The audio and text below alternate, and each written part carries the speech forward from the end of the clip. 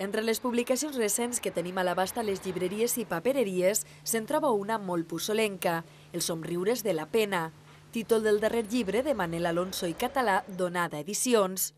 Escriptor local que veu del seu poble per teixir un entramat de 30 relats que de segur molta gent reconeixerà en estar ambientats en Pouet, que és el puçol imaginari de Manel i al que convida a endinsar-se al lector. És un paisatge que se reconeix també per les seues figures, per els personatges que apareixen, que ells sí que apareixen molts d'ells en els seus noms i cognoms o en el seu malnom del poble, no? És a dir, és un paisatge que és el nucli urbà de la població, però també és la comarca i el terme municipal, no? És a dir, jo crec que la persona que el llisca enseguida ho trobarà i se sentirà en aquest espai i trobarà aquesta familiaritat, no? Llibre en mà, l'escriptor es mostrava satisfet amb l'elaboració de la publicació, tant pel que fa al seu contingut, en el que ha estat molt meditada la selecció de personatges i l'ordre dels relats, com el resultat físic, comptant amb empremta local fins i tot en el pròleg i la portada. La portada és una fotografia d'un racó de Puçol, presa per la nit, és d'un autor, d'un fotògraf d'ací de Puçol que diuen Vicent Salvador, i el pròleg, per això del paisatge, el pròleg és d'una altra persona d'ací Puçol, en la que lliga una llarga amistat, que és Germán Vigo, no? I és un llibre que està molt ben cuidat, és a dir, tots els contes comencen en pàgina imparell, és a dir, que ho han cuidat molt bé l'edició.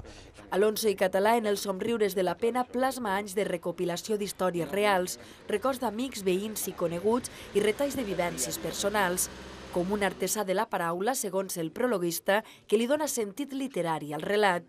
A mi m'agrada molt la cita que vaig aconseguir del poeta i escritor i periodista gallec Manuel Rivas, que diu: la vida és així, company, té vocació de conte, i si no entens això és que no entens res.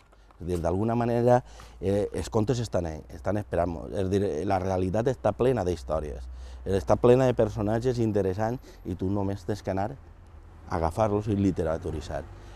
Suggeridora lectura la que es presenta per a molts semblant a un passeig per la memòria, podríem dir amb 3 recorreguts, donada l'estructuració del llibre segons la temàtica dels contes. En una primera part, que és la que titula Qui no té tall rosega els ossos, és a dir, en aquesta primera part són, diguem així, anècdotes, contalles tradicionals que jo m'han arribat a través de la meva àvia o a través dels meus pares o d'uns amics, i jo l'he literaturitzat.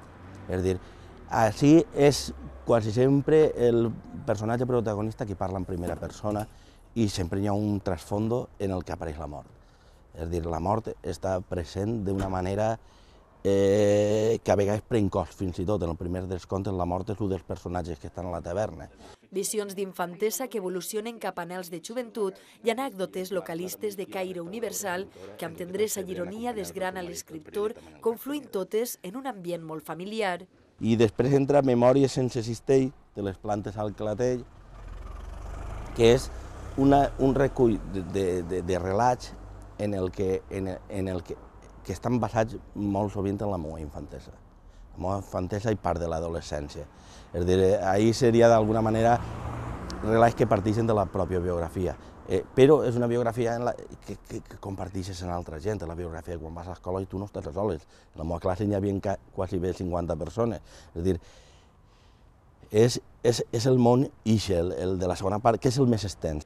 I amb una barreja de records de l'autor sobre els seus inicis en el món de l'edició, completa la tercera part del llibre, Maleïda la dent que es menja la sement. Històries que, malgrat l'estructuració determinant per la que aposta l'autor, van encaixant-se. Així hi ha parts del llibre que podien llegir-se com si fos una novel·la fragmentada, perquè són els mateixos personatges, és el mateix joc, saps? Com una novel·la fragmentada, com un puzzle. De fet, jo crec que el que acaba llegint el llibre haurà muntat aquest puzzle i li haurà eixit un món que d'alguna manera és el retrat d'una família valenciana dels anys 70. Anys de treball intermitent, paral·lel a la resta de publicacions de Manel Alonso i Català, han madurat esdevenint en Els somriures de la pena.